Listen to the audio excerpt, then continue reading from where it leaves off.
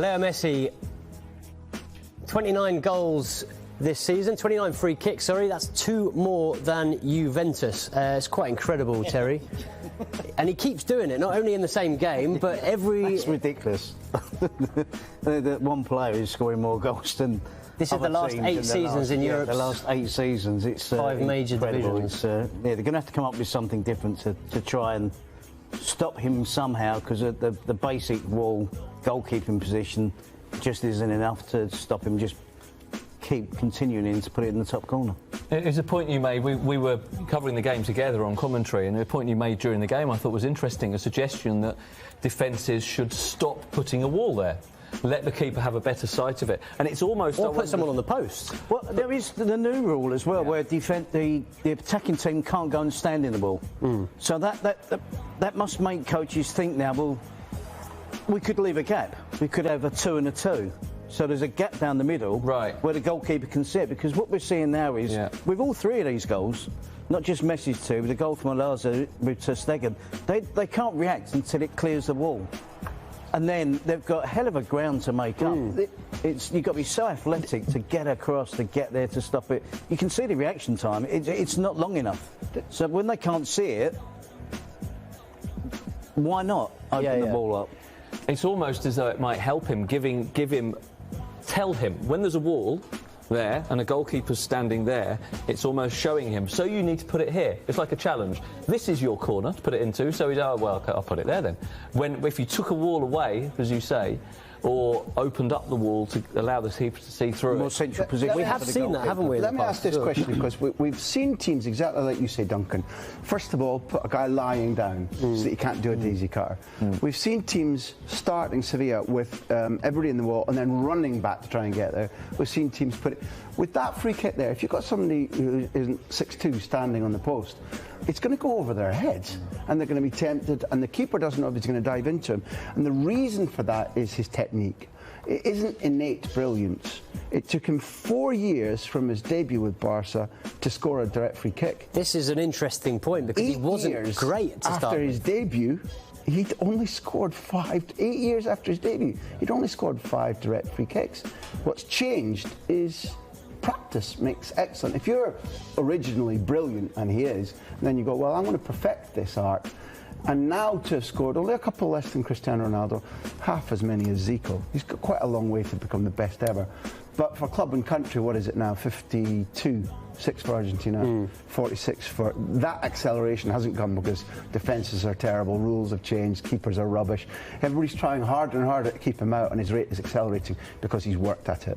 I was going to say that improvement is purely down to working at it. So, you know, when we talk about young players staying at the training ground, this is Leo Messi, and he's done it. Natural talent is given with Messi, but the ability to work hard as well. And there's so many facets of his game. I mean, we're talking about a player whose body shape has changed dramatically over the years as well, where he realised that as a young player he could get away with eating perhaps the odd hamburger here and there, but that's changed over the years. So he's a conscientious human being, and he wants to be the best. He has been the best, he's still the best, and he wants to continue, so he'll do whatever it takes. So if that means practicing day in, day out, set pieces. It helps mentally as well, the confidence now. So when he puts the ball down, he's pretty sure he's going to go close at the very least. As are we, and this was a question I had for the two of you. You were working on the game. I felt that after Olaza's free kick, after that foul that was blown against Leo Messi, when we saw in the replay, he was booked as well. And we saw in the replay that he probably won the ball. In fairness, I just got the feeling that he was like, no, this is. I'm going to sort this out. Make him angry. I'm going to. He wanted to right the wrong that he felt he'd been wronged by the free kick against him a couple of minutes earlier. And then the second guy even said, I think, in the commentary, I just looked at it and thought, well, he's going to score. I think he said he's going to score, isn't he? And then he did, and you just knew it was coming, but you couldn't stop him. I've got a silly suggestion that I don't mean too seriously, but is this illegal? I don't know. In the rules of the game, one way of stopping him. Could the defenders build like a tiered wall? Can they have someone on the shoulders, like a piggyback? Or can you lift like in rugby? Could you lift? Could you lift? just to block it. Is that legal? I don't know.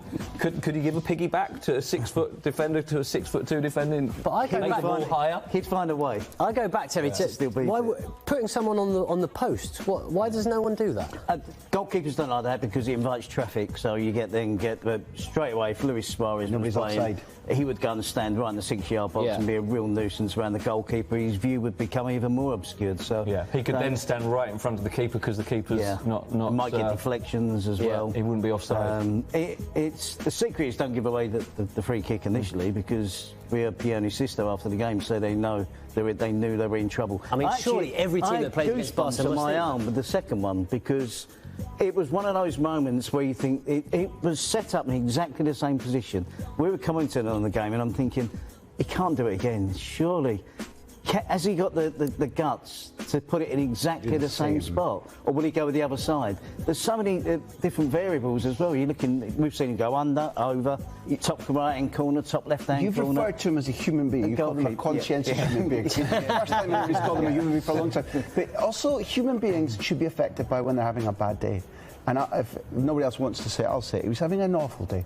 He was doing some of the most ridiculously bad things, and has done over the last 2-3 games I've ever seen from Messi. The ball running under his foot, giving the ball away, that being was a strange wrong. one, wasn't it? It was strange, and therefore go back to what Terry's saying and what he's conveying. To do the first one, which is excellent, to repeat it, same blade of grass, same trajectory, same panel, side panel, past the same keeper who should be, you are suggesting should be more ready, should be... Well, yeah, but what's going through his mind is he can't go the same side. So surely go this surely he won't do it again. Ready to go to my I've got to be ready to go. He's going to try and fool me and oh no, there it is again. Your judgment is clouded. Aren't we lucky? And by the time he sees it and he's off and his dive room blanket, he's got no chance of getting the shot. But it was one of those moments in football where you're thinking he cannot do this again, surely. Yeah. And he matched it. There was the only difference I can see. Busquets ducks on the second one. First one, he stands there. That's the only difference I can see between the two goals, which you can define which was the first, which was the second.